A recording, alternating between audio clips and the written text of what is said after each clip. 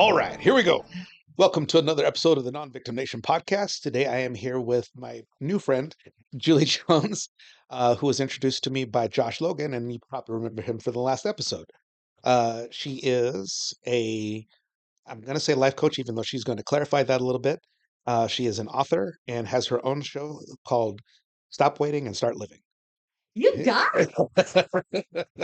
And I'm sorry that, we had to say that we are associated with Josh. That's For okay. listening to this, Josh.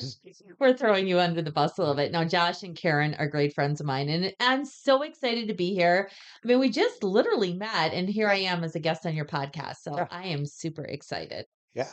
Like I was saying, I started kind of like doing a little bit of research into the projects and things that you've got going on, and watch some of the TV show. And it very much fits with kind of the idea of that we've got for the podcast, because the whole point of this originally was to get people out of the mindset of like being a victim, like realizing that they're capable of way more than they think they are. And this is just part of that evolution, part of like helping people through that or to get that idea, right? Which Absolutely.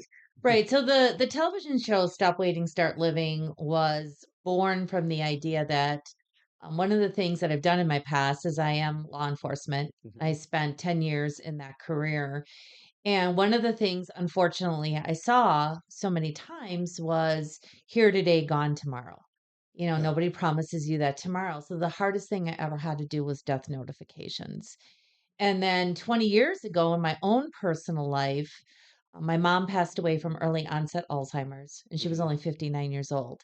And as we've talked about our age prior to, getting on the show today, as you start to get close to that age, you realize how truly young that is. Yes. And I knew that even at the time, and I never expected that my mom was going to, pass at such a young age. And I don't think she expected it either. Mhm. Then 5 years ago, my father passed away at the young age again of like 70. God, he was what, 75, 76. Mhm. And again, unexpected, misdiagnosed with pancreatic cancer. And when I was given the diagnosis of what my father had, he passed within 17 hours.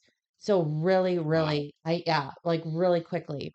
And then of course, again, another, unexpected tragedy is that this past April, my husband passed away, and he was diagnosed last November with metastasized colon cancer, came out of nowhere as well, and gone within 6 months. And so when you start to see a lot of this in your life, and I believe in God, and so I've told God, I'm like, I don't need any more examples Right. of this idea of stop waiting, start living. Mhm. But I see it all the time, like people sitting around thinking life's going to come to them, putting their dreams on hold, all these other things, and I'm like, you are not promised anything but what you have in this given moment. Right.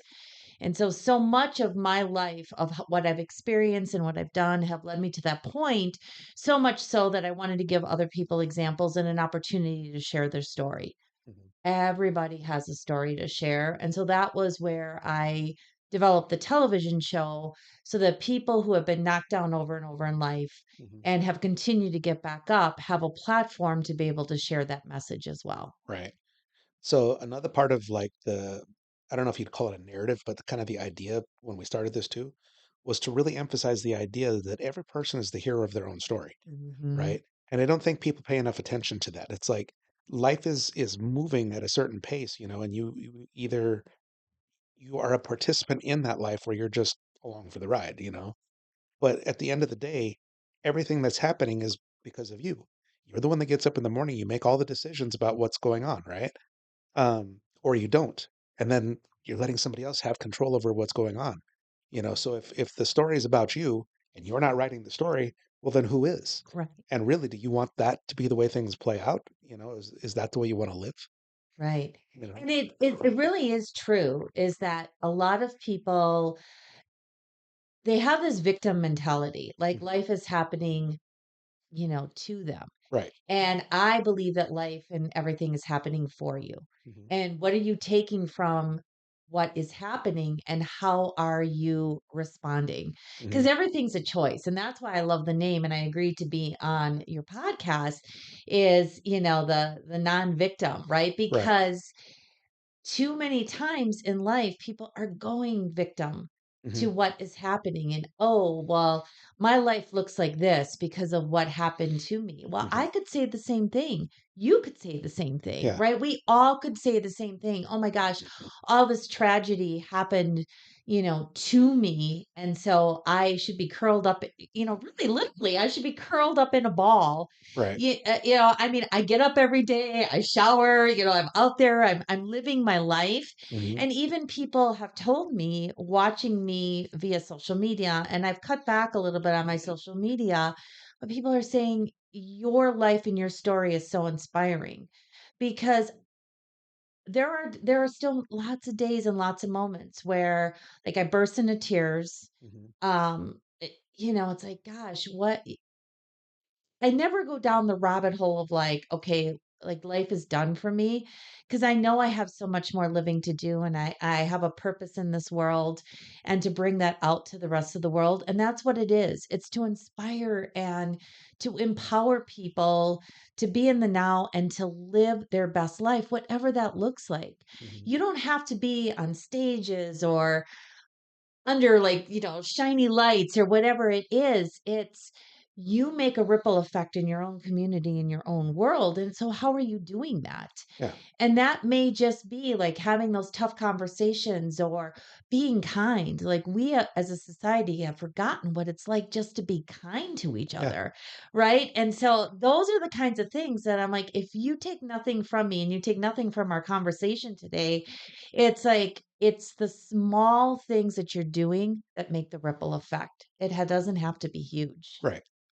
So on that note, I every so often, like when I go to grocery stores and things like that, I'll give you an example. I went to one a few days ago, and there was an older woman who was the cashier, and she used the word "hun" or something. I think I was pretty sure it was just "hun" or "honey," and that's an affectation that, like, nowadays, if you say things like that, you're risking some sort of negative feedback, you know. But because of her age, I think that, and because that was just kind of the way that she spoke, she could say it, and it felt natural, and nobody was ever going to get offended by that, right? But if I say something like that to somebody, especially a young woman, you know, or a young man for that matter, they might just get really offended, you know, by that sort of thing.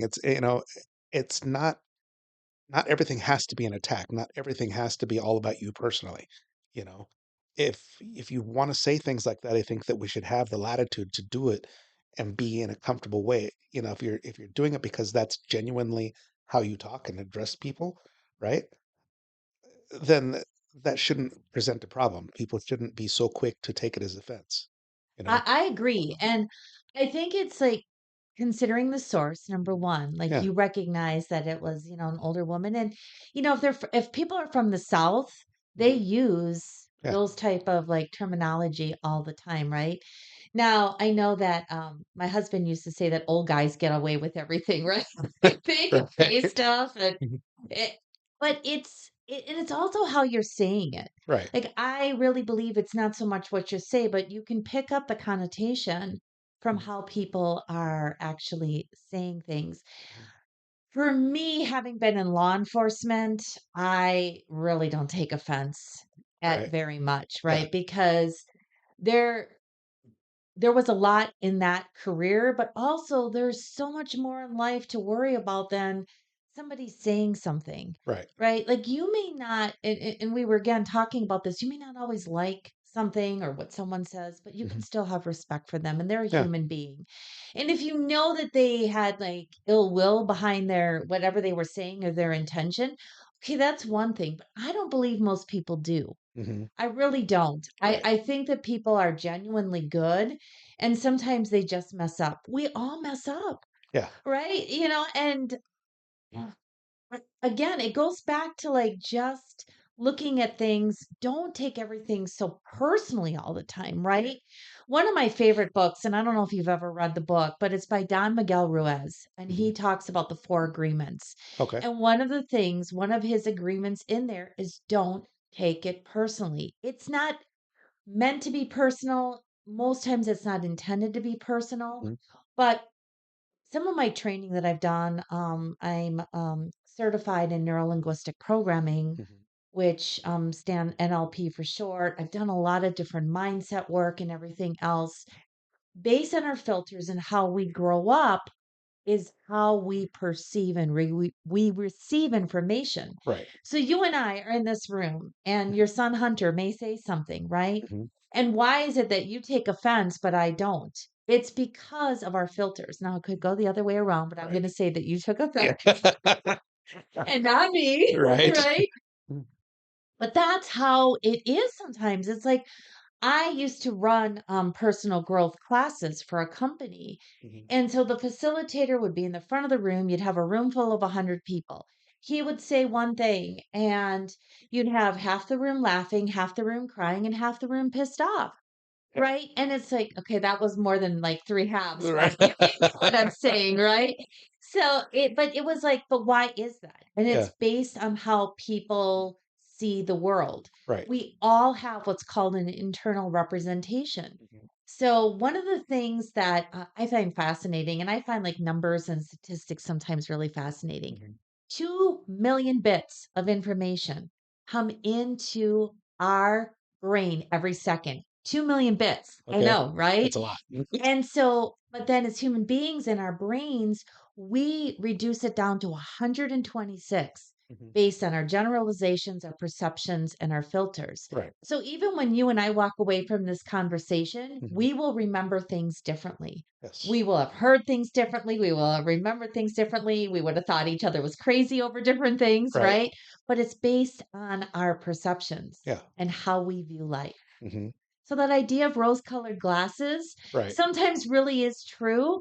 If they, I don't look at the world like that, but what I'm saying is that we all do have our own set of glasses, and how we see the world is different for every human being. Right. So kind of on that same idea, you can say something to a number of people and they'll just receive it differently based on how close it is to them, right? Mhm. So let's say I make a fat joke, okay? To a room full of like really skinny people, chances are they're not going to be offended by that, right? You make that same joke to a room or a crowd of like really overweight people, at least some of them are going to be offended because to them, even if they're not presenting it to the world that they actually worry about their weight or that they're concerned with it, on some level they are. And because it is a personal thing for them, that's why it becomes offensive to them. That's why it seems like an attack on them, right? And even if that's not how you meant it, that is generally how they're going to receive it because it is so close to the truth for them, Mhm. you know.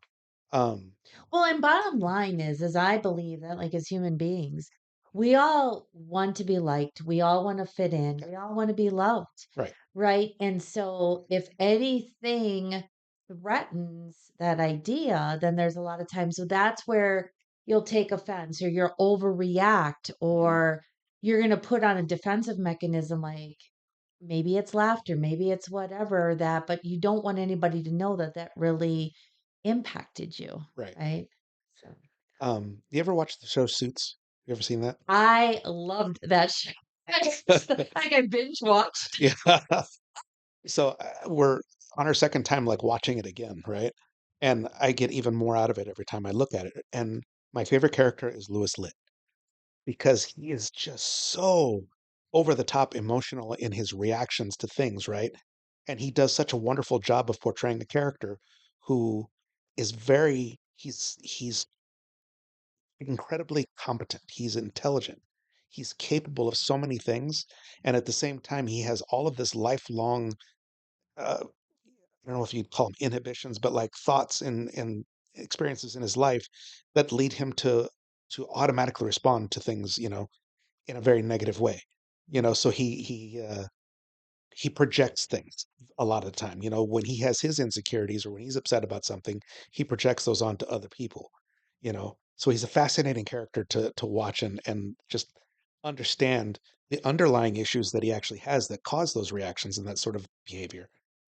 But also like how he eventually kind of comes to understand that with a lot of help from outside influence. Right. you know We are a work in progress, and Mhm. I tell that to people all the time. See, some of the programs and beliefs and all this sludge that's in our brains right here, like I call this stinking thinking, like Okay. that everything that impacts us. And it's that that a lot of times drives us. Mhm. But see, like, I truly believe, again, like when you talk about like the whole victim, like people will go victim sometimes to how they were raised or their family. And I am not here to say that there haven't been like situations where people have, experienced tremendous abuse or whatever it is. But there are also moments where our parents said something and they said it innocently, but like in the moment where we were at, that we experienced it a completely different way. Right. And then we tied an emotion to it. Mhm. So now let's just say that, mom or dad says something to you and maybe you were feeling sad at the time. Then they say that and that makes you feel even sadder. So now when you experience something like that as an adult, you have this overwhelming sadness come over you and you don't understand why and it's been a triggering of results. So what ends up happening is that like every time something similar in that like life experience happens, we have more and more sadness and it just really um it kind of drives it in deeper, Mhm. right? Until like you learn how to there's I do something called timeline therapy where I can help people to release a lot of those what I call excessive emotions. It's not to Mhm. say that you don't ever have them again, but they're not debilitating. They're not holding you back in Mhm. living the life that you wanna be, Right. wanna be living. Mhm. But see, it's those kinds of things that, like, none of our parents or our grandparents or anybody else were given a manual and said, Right. "This is how you raise a child, this is what you do." Mhm. Everybody does the best that they can do Right. with the information that they've been given. That's Mhm. all of us. Yeah. And, I know there will be people out there that will listen to your podcast or see this and be like, oh, that Julie, she's sunshine, rainbows, and unicorns. Everything is Pollyanna, right? It's not. Yeah. Like, I've told you what has happened for me in my life. And if Right. you think that like, first of all, losing your parents puts you in a whole different Right. arena. Because when my father, passed away 5 years ago, I looked at myself as an orphan because now it's like your parents are gone. Like Mhm. that kind of that foundation, that base that you've always had, your parents are gone. Then lose a spouse Mhm. because I mean, I know people lose spouses with divorce and everything else, but a death truly does change you. Because like, I look at life now as before and after, Yeah. and I know that I will never be the same person that I was. It's not good, bad, right, or wrong. Like, I don't define it like that. I just know that I'm forever changed and forever different, and whatever that looks like. Mhm. I mean, I'm a big one to say yes to life all the time and yes to like impromptu. You reach out to me, you want to be on my podcast? Yes. Now I would have said yes no matter what, right? Because I just love to talk.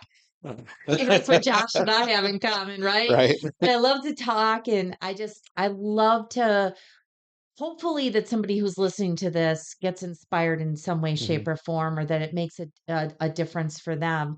But there's other things that I'm saying yes to even more so Mhm. because again, number one, no promise of tomorrow. And as long as it's not, real immoral or real illegal, Right. right? Like I'm like, yes, yes, yes, let's go. Let's go out and live life Mhm. because again, we don't know what tomorrow brings. I don't even know, like after I'm done with this podcast, as I'm driving home, what that brings, Right. right? So, So, I don't know if you know a lot about Stoic philosophy, um, mm, but there's one of the things that they sort of that I've heard repeated a number of times, and it's the idea of memento mori, which is that you could leave life right now. Like just like you said earlier, you're never promised tomorrow. You don't know what's happening, right? The only thing that you ever have at any given time is the moment that you're in right now, right? It is the most precious, most powerful thing that you have, and it's something I think that people tend to overlook, right? The idea that there are no ordinary moments. There's not just a time when nothing matters, right? Everything matters right now. Things that happened in the past, that's in the past, and things that are coming in the future, you have zero control or knowledge of, right? You only have this moment right now. And if you're not taking advantage of that or even recognize the value of that, you're missing out on something truly amazing, you mhm. know? And it's something that people need to spend more time thinking about and understanding for themselves, because that allows them to, you know, find the energy or the will to do something more with the time that they do have, you know? Well, I didn't know that there was a name for it because like I am so much I think even more so now than I've ever been before about truly being in the moment. Hmm. Because too, when you're on a journey of accompanying somebody who's sick and who's dying, it's like enjoying every moment, the laughter, the tears, Hmm. the Mm. It's like you don't even really plan so much for the future. Hmm. It's like, okay, we've been given today, today's a gift, Hmm. right? And so it's like, okay, how are we going to make best of today? Hmm. And you're right. It's sometimes life is the mundane. It's the smiles, like, I truly live my life in such a way that, like, if I meet you on the street, I'm gonna smile, I'm gonna make eye contact, and I'm probably gonna say hello, Yeah. right? Because that makes all the difference for that person because they're being recognized and acknowledged. Yes. Where I think that too many of us, have become so wrapped up in technology that we have we're like this all the time. We're Right. looking into our cell phones. We're paying attention to that. Like, what did life look like 20, 30 years ago before all this technology? I think some technology is great, but Yeah. I think most of it, quite honestly, is an Achilles heel for a lot of us Right. because we've become so used to having everything just like that, right? And then if it's not coming that quickly, we're pissed off about it. Yeah. It's like, "Oh my gosh, well, I didn't get this or I didn't get that." And it's like, you know, enjoy the journey. Hmm. Life is a journey Hmm. to be savored, Right. because and whether you believe that or not, it is what it is. Hmm. Like, I'm a big believer in it's like, that's it. Like, that's all we have. Right. And I believe, like, when you witness and there's probably people out there who have witnessed loved ones, pass away, that when we die, like, the only thing that matters most is that to know that you were loved Hmm. and that you loved. That's Yes. it. Right. Like, that's all there is because 'cause you're not taking, crap with you. Hmm. That's it. Yeah. And I've heard you say too before that, like, nobody goes to their deathbed thinking about the mistakes they made. They think about the chances that they didn't take. You Right. know, the regrets are the ones of things that they didn't do, Mhm. not the things they did. Oh, sure, like, we have all those things like, "Oh," but, like, I'm not good I don't ever think about the things I was born and raised Catholic. Mhm. I always say I'm a recovering Catholic. Right. I don't believe it. Like, the whole idea of guilt and all this kind of stuff, but it's like, what's happened makes you who you are today, Right. right? And so no matter what that life path has brought you, Mhm. and so I've given up the guilt and I'm just like, okay, well, let's go out there and I know that when I am called and when it's my time that I will have said yes to the things that I really wanted to do and be living and to leave that lasting impact and legacy. Mhm. That's what I want to be remembered for. I don't want to, so many of us like I think, like we worry about the material stuff, the money, like all this kind of stuff. Yeah, it's all great. And I know there's probably somebody out there listening. Well, you need the money to say yes to, but like to go to a park and swing on swings, like, you were Right. 5 years old again, doesn't cost you anything. It's true. All it costs you is the to say yes and not to care. Like when somebody comes by, they're like, "Oh, look at that one," on the Right. swings. Like, I'm like I'm happy. And in fact, my brother, I just went to go visit him in Wisconsin for Thanksgiving. I surprised my family. I Uh-huh. only have my younger brother and his family, of course, left. And so I went to go surprise them, and they were so thrilled to see me. But my brother's like, "Oh, it's too bad it's too cold because as we were passing a park, there was swings." He's like, Yeah. "We could have gone on the swings," and I'm like, It was a little too cold. Like, I will say yes to anything, but, when it's, like, almost, like, below wind chill, Yeah. I'm not used to that anymore. I've lived out in Arizona for 23 years, so I like this weather much more Right, than right. the Midwest. Yeah, there you go. So kind of going backwards a little bit now. You were in law enforcement, right? So what was it that kind of gave you the mental shift to decide that you didn't want that as your career, but you wanted to do doing something else? I loved being in law enforcement. I really Hmm. did. It's kind of a funny journey on how I got there because when I was in high school, I was very strong in math and science, and I was going to go into a medical field. Right. And I always blame it on my girlfriend. So we met when we were in kindergarten. We're still friends to this day. And her father was a police officer. And I don't know how much that had like an impact on me, but also the fact that, some of this training that I've done, Hmm. looking at who your, like, superheroes were growing up, and mine was always Spider-Man, right? And so Spider-Man, what did he do? He fought crime. Right. And so when I was getting ready to pick my degree for going to college, I decided, "You know what? I'm gonna go into, criminal justice." And my family was what where is this coming from? Like Yeah. they thought I lost my marbles, but I loved it. And I graduated with my degree in criminal justice and psychology. Originally, like you, I was going to start off my career in working at a federal prison Hmm. in Oxford, Wisconsin. And I remember being, 22, young, naive, and I interviewed, I got hired right off the bat. And I remember these two women that were administrators for the prison pulling me on the side and said, "Are you sure this is what you want to do?" Yeah. Looking at me and everything else. And I was like, "Oh, yeah, that would be great." Well, fast forward, I ended up meeting my first husband, Hmm. and then I didn't wanna, like, relocate, and so then I started my career much more like started off really kind of corrections, but then quickly moved into law enforcement because I had done my internship with, sex offenders and probation parole, Okay. and, I quickly saw that I thought that I would probably rather be arresting than, trying to rehabilitate. Right. So I moved into law enforcement and still did, my share of supervising. I think that it's a great avenue to learn how to communicate with people Very much so. when you don't have like everything at your disposal, right? Like a gun, a taser. Like now, Hmm. law enforcement carries so much more than I did. Like I didn't have a taser. I think pepper spray was just like getting introduced. It was like your Yeah. gun, your baton, set of handcuffs. That was it. So that might date me a little bit, but I was in law enforcement, late 90s, early 2000s. Hmm. And so much has changed now at this point. I'm really, really grateful for that career because it taught me how to critically think, to communicate effectively. I would much rather negotiate a situation where I could talk someone down rather than having to fight because I did my share of having to fight.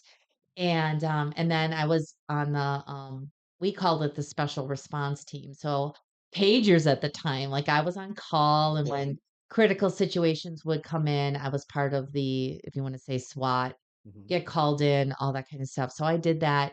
I moved out here 23 years ago. Moved out with, it maybe I don't care. Again, I don't really care what it sounds like. But then I was on my second husband. Okay. Second husband, we were both in law enforcement. So we moved out here. He continued on. He actually ended up working for the city of Scottsdale.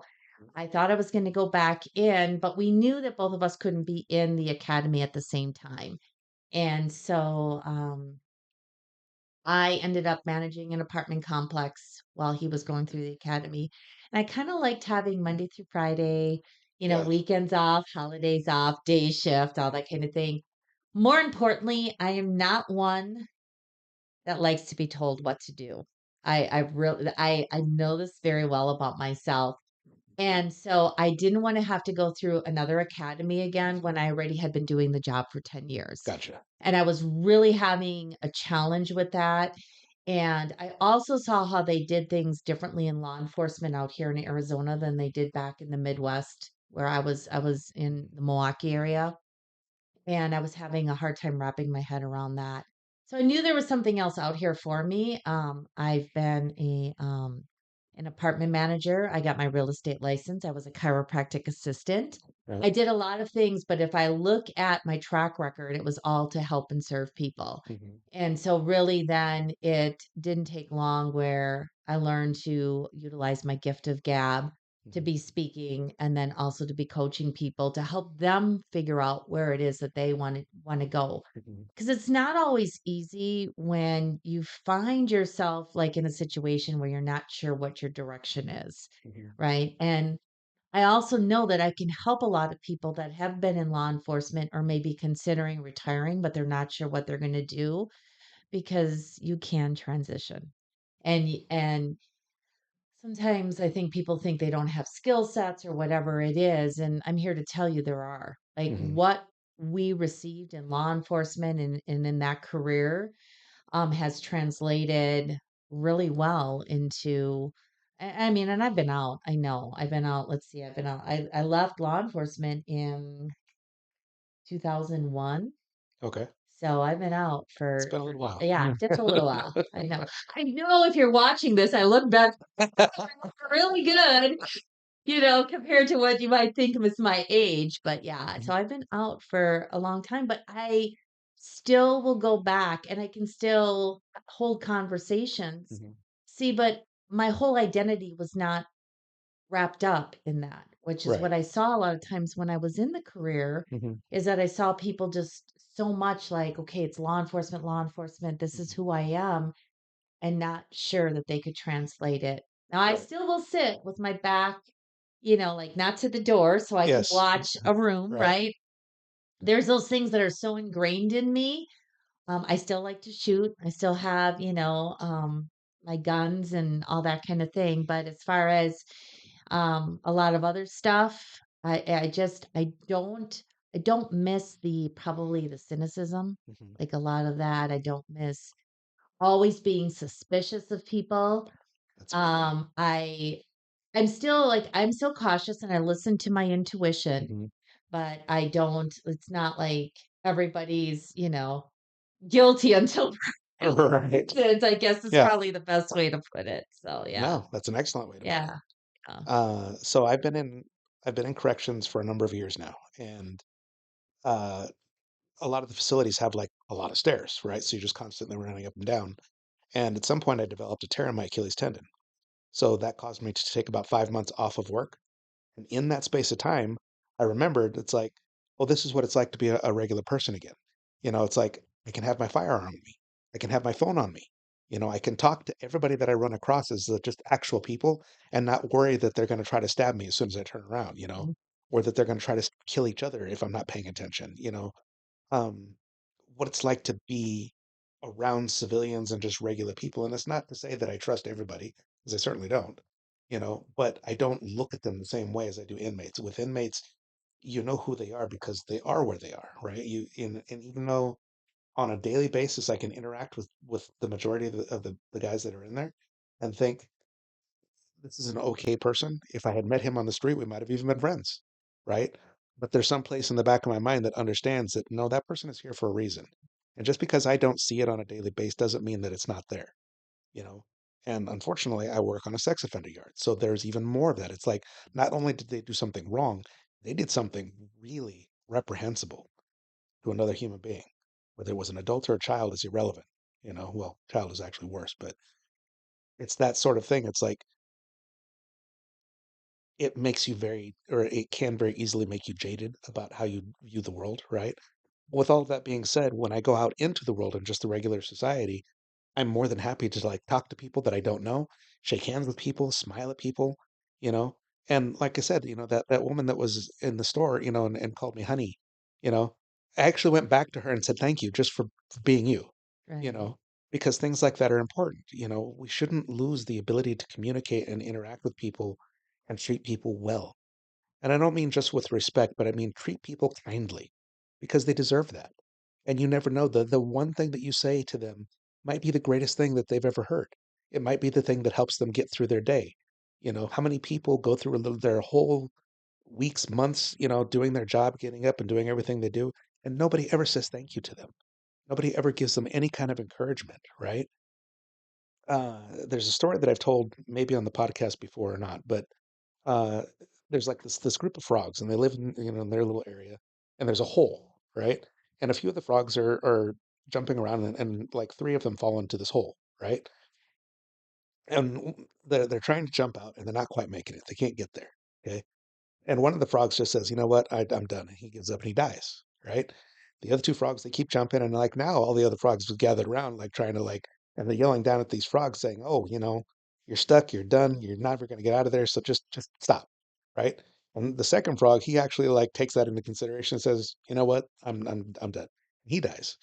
The third frog just keeps jumping for everything he's worth, right? And now even more frogs are gathered around saying, "No, stop! You're hurting yourself. You're not going to make it, right?" And the frog just, no matter what they say, no matter how much they tell him to stop, he keeps jumping and jumping, and eventually he gets out, right?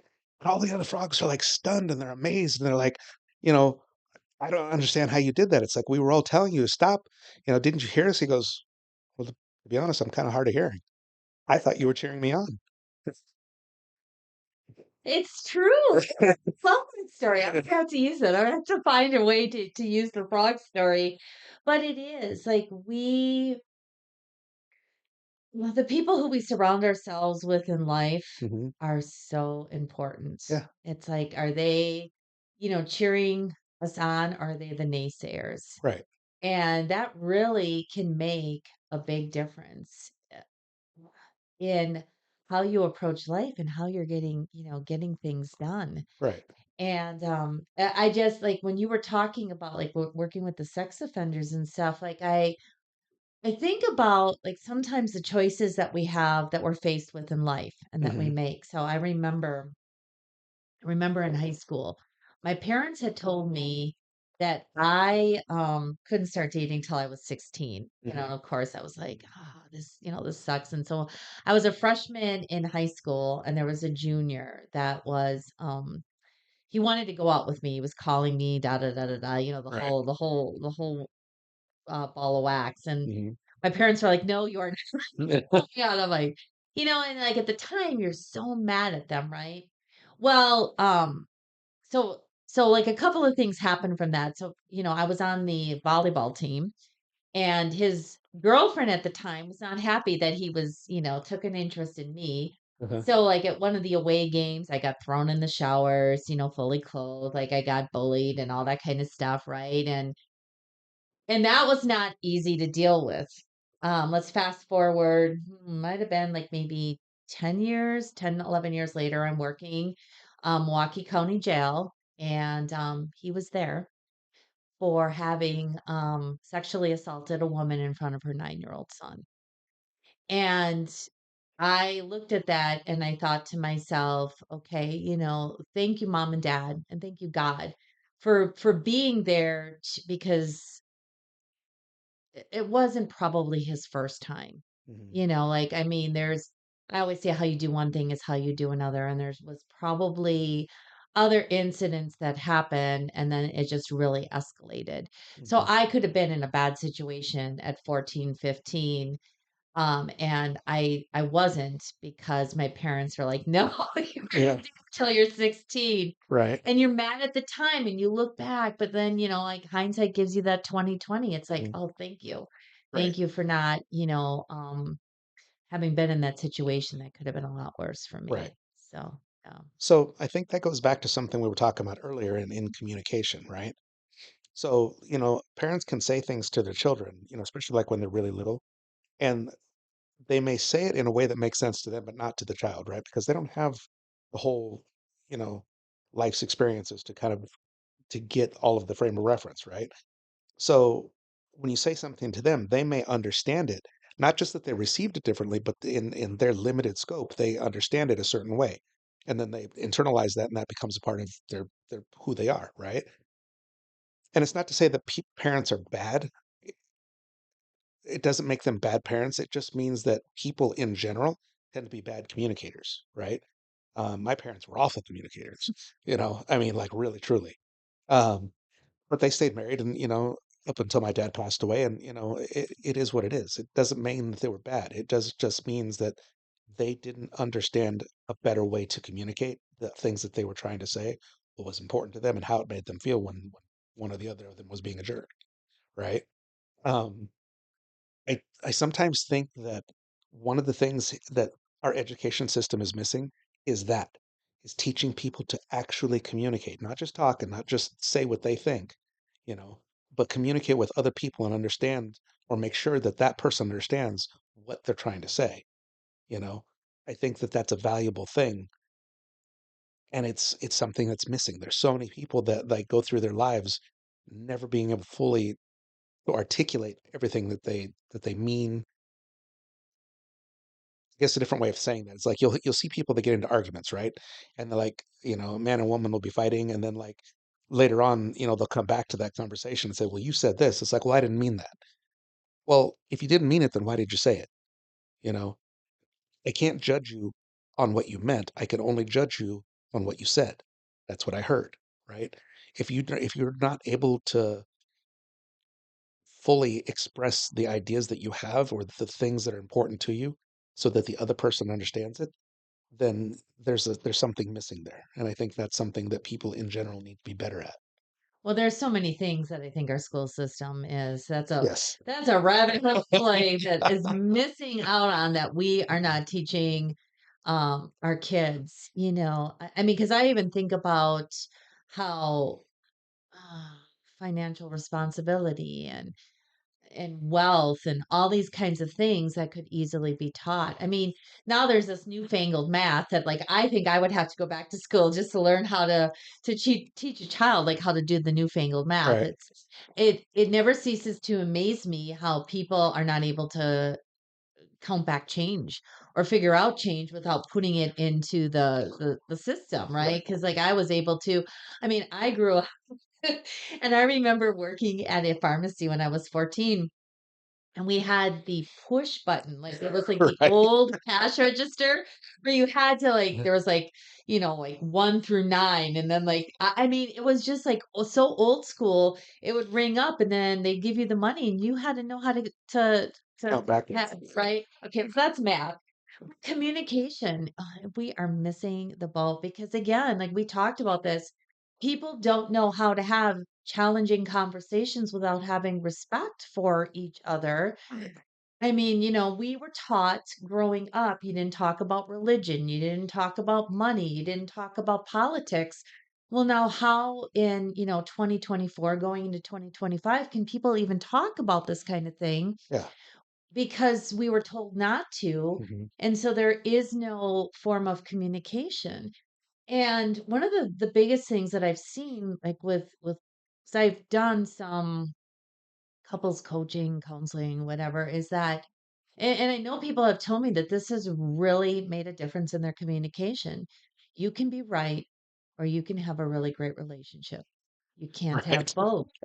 It's just not Yeah. like if you want to be right all the time, then it's going to be really hard to be in a relationship because communication takes compromise. And the biggest form of communication is listening Right. and not thinking about like as we're having this two-way conversation, I'm really intently listening on what you're talking and what you're asking of me. I'm not thinking ahead of like how I want to respond or what it is that I want to say to you or whatever the situation is. And Right. that's so many of the times that, and again, that's what technology, it's Yeah. like we've got to be on it. And it's like there's nothing wrong with taking a pause and thinking about what you want to say. Because once the words are out, especially when it's a heated situation, Hmm. they're out there. Right. And you can't take them back without that other person feeling the hurt and feeling the sting Hmm. of those words. And again, I could say something to you and it may not impact you based on your filters, but I say it to someone else and it's gonna, shred them. Right. And so it's like knowing that. And also I believe with communication is there's an appropriate time for it. Hmm. So if you know that you need to talk to anyone, whether it's a significant other or anybody in your life. It's like going to them and saying, "Hey, Rico, is this a good time for us to talk about X?" Right? So, like, so when people are in relationship and you like say to them, "Hey, I got to talk to you about something," Hmm. and you don't tell them what it is, their mind races. Like, how did Right. I get, what am I in trouble about? Like, what did I do now?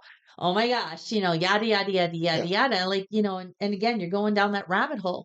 But if I said to you, like, we need to talk about X, Hmm. then that puts you at ease because like, okay.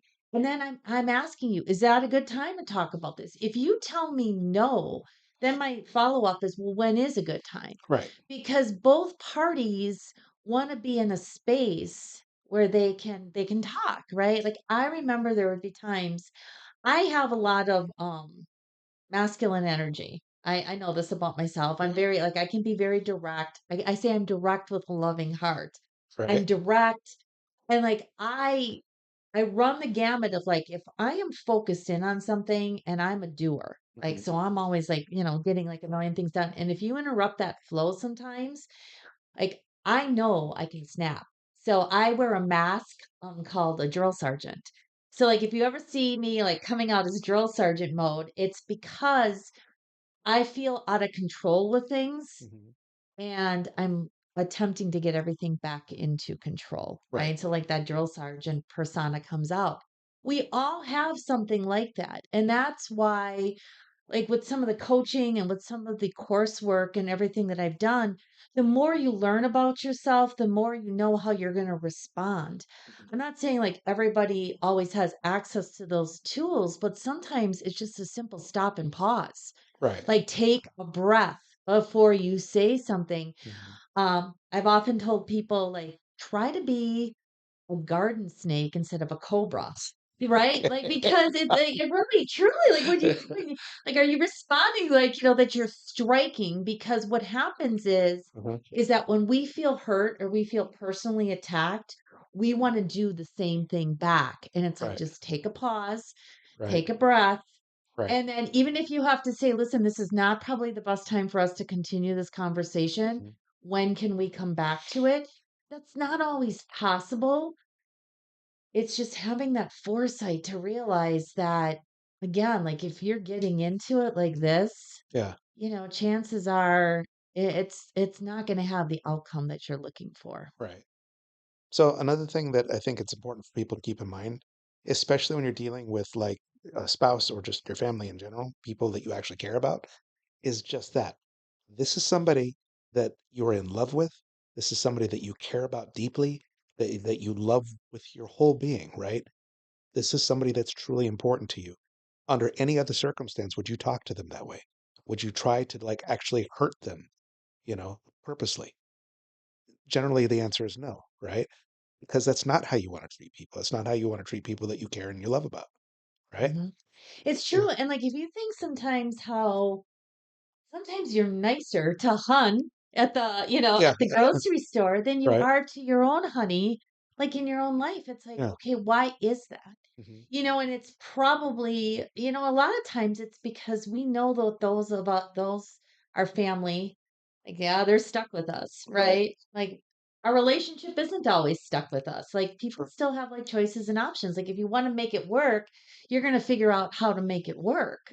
But it's it goes back to the golden rule, treat others like how you want to be treated. Right. And unfortunately, sometimes with the self-talk, like we talk to ourselves so horribly Yes.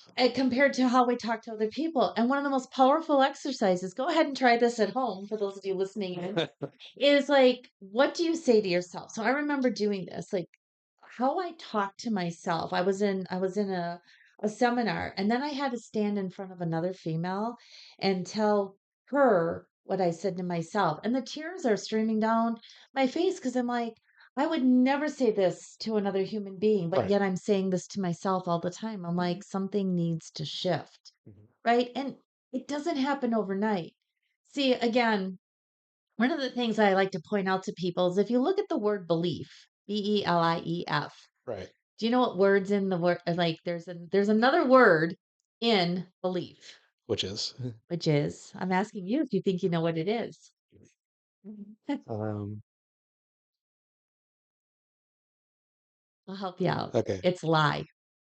See, Okay. beliefs are lies that we tell Okay. ourselves, right? And those beliefs can stem from anything to, like I said, our parents say something innocently to us and we take it to heart. And now we believe that to be true about ourselves. Right. And so it's figuring out like these lies that we've been telling ourselves for so long. Mhm. How do we shift that? And some of this stuff, happened birth, like in the womb, birth, before the age of 5. Mhm. Like we hear the word no, I think before the age of 2 or 3, like 400 times a day. So is it any reason like somebody asks us about an opportunity and we're like, Right. no? It's like because it's so ingrained to say no, right? It's Right. just crazy. But when you take a look at how this like some of this stuff has happened, people go to like a class, a course, a personal growth thing, they learn something, they read something, and they think it's going to be gone overnight. Right. It doesn't work like that. Yeah. Like where I am today has been a journey. Yeah. It's like I look at again, even prior to like the passings and the deaths that I've experienced, I am a completely different person than I was in my 20s and my 30s. Mhm. With age comes wisdom. I truly believe that. And like you Yeah. have to go through certain things in order to get to where you're at. But sometimes we can like short circuit or like fast forward a little bit Right. and just recognize that have the grace for yourself and Mhm. for other people that we're all on this journey together. Right. It just like I am just so passionate about this because we're just so quick to judge Mhm. other people. Right. I mean, even in the correction system, I like, trust me, I've been there. Like, I've worked with murderers and I've worked with, the gangbangers and I've worked with all of them, Mhm. right? But like at one time, they were 5 years old, right? Yes. And stuff happened with them changed them. And any decision, any one of us could have made a decision that completely changed our life. Like, I'm not proud to say, but when I was in law enforcement, I was drinking and driving at times. Like Yeah. I mean, like I'm human too. And, Yes. like I could have been arrested and that could have changed like the scope of my life and where I'm at today, right? Mhm. Luckily, I never, got behind the wheel where I was so intoxicated that I killed someone or anything like that. But Mhm. like I was probably borderline over the limit, Mhm. right? And I know that about myself. And we all could have been in any point in our life where we had just changed or made a different decision and changed the trajectory of our lives. Right. That's why, like, sometimes just Yeah. having compassion, like, yeah, there are people that, like, I believe are Mhm. true evil. But at the same time, too, there are people who just genuinely made a mistake. And if they learn from that mistake, Mhm. giving them the grace to say, okay, like, what does life look like for you next? Right. Um, so I've talked about this before. See the little Superman guy here? Uh huh. He's my hero because Superman has overwhelming faith in humanity, right? It isn't because he's super strong or he's got all the powers that he does. It's that one thing. He has overwhelming faith in humanity that everybody on some level wants to be better. Okay, with very few exceptions, because there are some people I think that are just like not either they're not mentally there or there's something truly wrong with them, right? That's a very small fraction. Okay. The majority of people want to be loved, they want to be respected, and they want to have those things given, they want the opportunity to express those things to other people, right? In a lot of cases, just like you're saying, like somewhere along the line, something happened to them, and really all they needed was somebody in that moment to help them do something differently. In general, we all as human beings, we all want to be better, right? We just need we just need somebody to show us the way, We you need know? somebody to show us the way. And we need, I think, that one person that believes in you. Yeah. Like, again, I think that we were not designed in this world to walk this path alone. And I think that that's why the pandemic was so challenging. Hmm. And now we have a lot of like mental illness fallout and everything from it. because we were not designed to be by Right. ourselves. That is not how we were created. We were created to be in this journey together. And I've told people on numerous podcasts all the time, like, if you really think that you're out there by yourself, you're alone, you don't have somebody, reach out to me. I Yeah. always have, room in my life for more people, more friends. Because when I was growing up, I was bullied, and I sometimes did find that, like, I felt like I was alone. And it's not a great feeling, and I don't want anybody to ever, like, be like that or feel like that. Mhm. And again, at the end of the day, I already said it. It's to love and to be loved. Right. And so just we're all human beings having a human experience. Right. That's it. That's all we have. And I love that Superman is. I saw your profile picture on Facebook. You think you're Superman, sure done, right? I mean, I just think that, like, we all are superheroes in our own life. We don't always recognize or realize how we're making that impact, Mhm. but we do. Yeah. Like you said, it's people having the platform, and whether it's a big platform or a small platform, to tell your story. Mhm. And that was one of the reasons, like, kind of circling back, like, for the television show, and I have a podcast, although my podcast has been on hold for a while, is that it's if your story, you're sharing your story, if you can be open and you can be vulnerable, like I've been pretty vulnerable on this podcast, Right. and there's probably more, but, like, if it one person hears it and says, "Oh my gosh, I'm not alone in this world," Right. then I've made that impact and I've made that difference to let people know that you're not the only one that's ever had that happen, if you want to say for you. Right. For you. Right. That's a good way to put it too. That's right. Um, so there's another, and we've kind of touched on this a number of times in the conversation. There's a lot of times people, how do I say this? They trade, uh, what's the word? Being thankful. They trade gratitude for expectation. So instead of being grateful for what they do have, they get angry because the expectations that they have either for themselves or for the world around them aren't being met. So if we can reverse order those two things and spend more time in gratitude and less time in expectation, you know, everybody would be a lot better off. Well, share this. So I heard this once, and I think this is very powerful. Expectations are a form of control. Mhm. So, like, with when you have all these expectations out there, you're just trying to control the area around you. And have you ever heard, oh my gosh, like, now I'm drawing a blank on The Magic. The book, The Magic, I'm a big reader, Right. is a book that's also designed to do exercises. So it's a almost a 30-day gratitude book. Hmm. And it's about helping you to write down the things that you're grateful for, but sometimes the things that you may not think that there's anything to find gratitude in. So let me, as an example, so writing a list of 10 things you're grateful for, like, say, because I have a couple of divorces under my belt, like, what am I grateful for that? In that, most people would look at that and say, there's nothing to be grateful for about a divorce. Yet there are, because there's, like, lessons and things that I was able to take out of that. And I always look at them and I say, okay, well, like, having those relationships under my belt, made me know what I wanted in a lasting, like a lasting relationship. And I learned, okay, so, like, I learned that the common denominator in those relationships was me.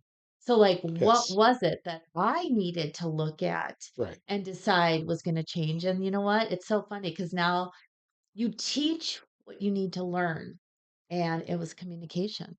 See, I was brought up that crying is a sign of weakness. So it's Yeah. no wonder that I went into law enforcement because you don't show emotion. You're Right. very stoic, right?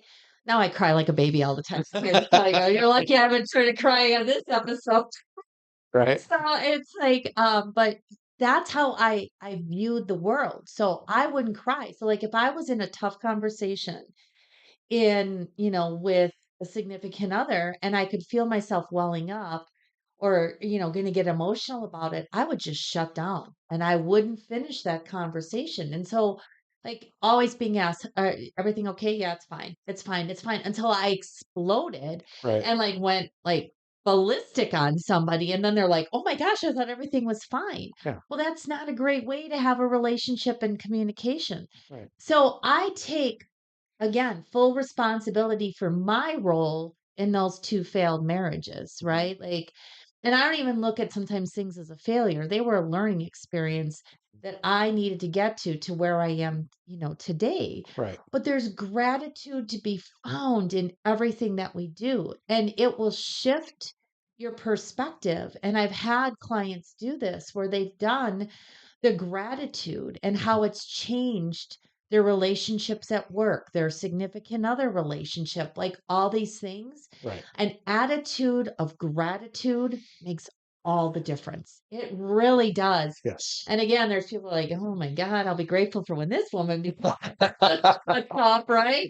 But it's like it really truly is the case Uh-huh. because waking up every day and taking that first breath and opening your eyes and being able to put your feet on the floor, like that is a moment to be grateful for because how many people passed away that night and don't have that same open your eyes and, Right. take a breath.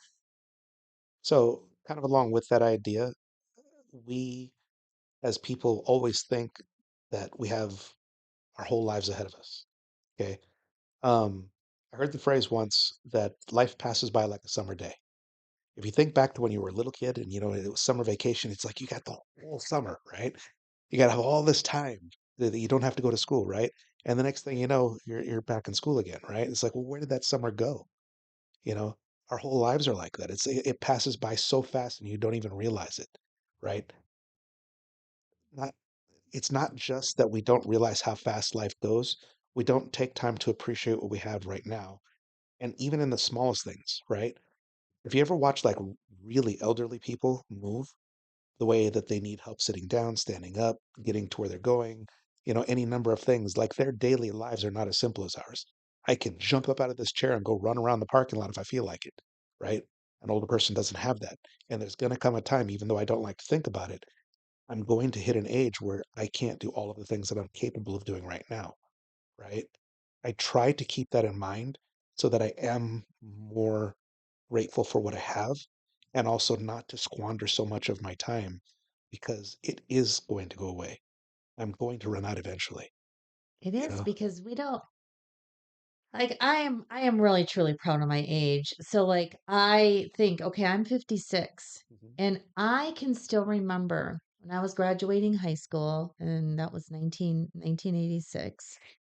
And I thought about the year 2000 and I'm like, "Oh my gosh, like I'm going to be 32." Like that just seems so far off. Like the year 2000, like 14 years. It was just like crazy to me. Mhm. And now 24, almost 25 years has passed since that point and I'm like, and I remember my parents and my grandparents talking about like the older you get, the faster time goes. I'm like, yeah, yeah, yeah. But Yeah. it really is the case. And again, when none of us know, for some reason, I believe that the date of our expiration is on the back of our head. Like, I don't know why I believe that. That's just where I think it is. And when it's your time, it's your time. Right. And I often tell the story as part I do live seminars. Mhm. I've done my own live seminars and I tell people the story. So, if the Grim Reaper came knocking at your door, Rico, and you're Right. like, I'm not ready, I'm not ready. It's your time, it's your time. And um, you call me and you say, "Oh, Julie, will you take my spot?" And I'm like, "Nope, my spot's left to do, Rico. Like, Grim Reaper's at your door, right?" Right. Well, nobody will take our place when we die. So why do we allow people to live for us? Right. Right. And that's like so important to remember. Like we take people's, like opinions and all these kinds of things into consideration. It's your life. Right. You've got one life to live. None of us knows how much time we're going to have.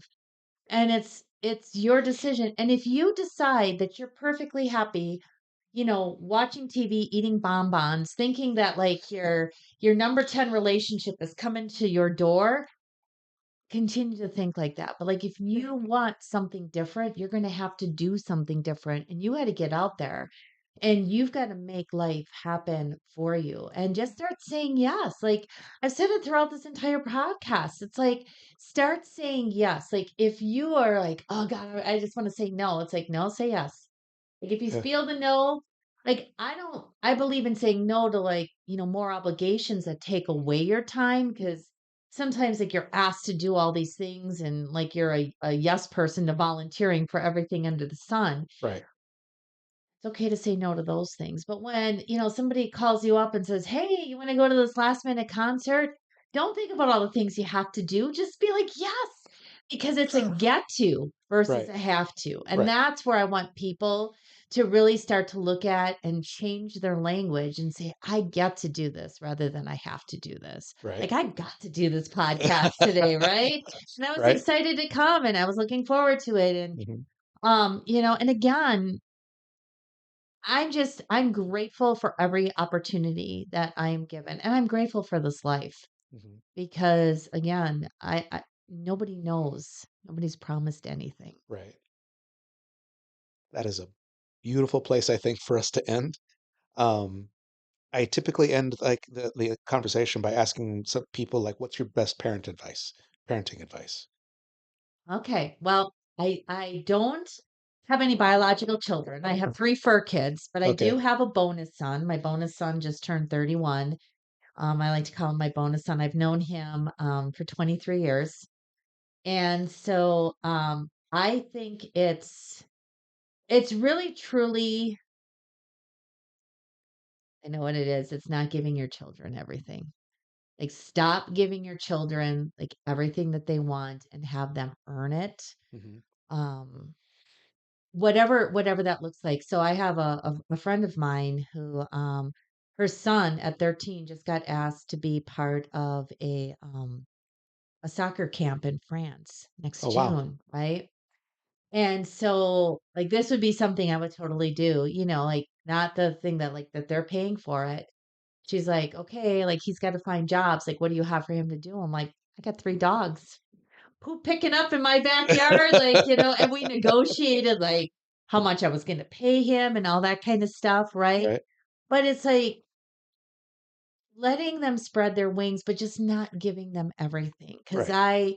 I've seen it happen too many times where there's a lot just being given, given, given. See, in law enforcement, and I saw this already, 20 some years ago, parents were working all the time and doing all this stuff like to give their kids everything when all their kids wanted was time. Right. Right. So it's not so much like the things that you can give them. They want the time and the experience. Because I firmly believe I don't remember the stuff my parents gave me, but I remember the family vacations and the times we spent together and the experiences. And I believe that that's what children really want is your time and your experiences, so stop giving them everything that they're asking for and allow them to earn some of it too. Right. Oh, That is excellent thank advice. you. Thank you. I am so glad that you were able to come in today. I've really enjoyed the conversation. I sincerely hope that we can do this again sometime. And I love your overall perspective. You are just a wonderful person. Thank enjoyed our conversation. We could talk forever, right? It's like they're like, okay, you two, you can. But this has been, and I would love to come back, and I'm really grateful for the opportunity. And yeah, anytime that we want to talk about maybe even tougher, Right. conversations, tougher topics, So I'm all game. so next time we'll see who can make who cry first. All right then. Well, hi everybody. Thank you for listening, and if you enjoyed this episode, don't forget to like, share, and subscribe. Also, you can now support the Non-Victim Nation by donating via listener support directly on Spotify. Remember, the story of your life is being written right now, and you are the hero.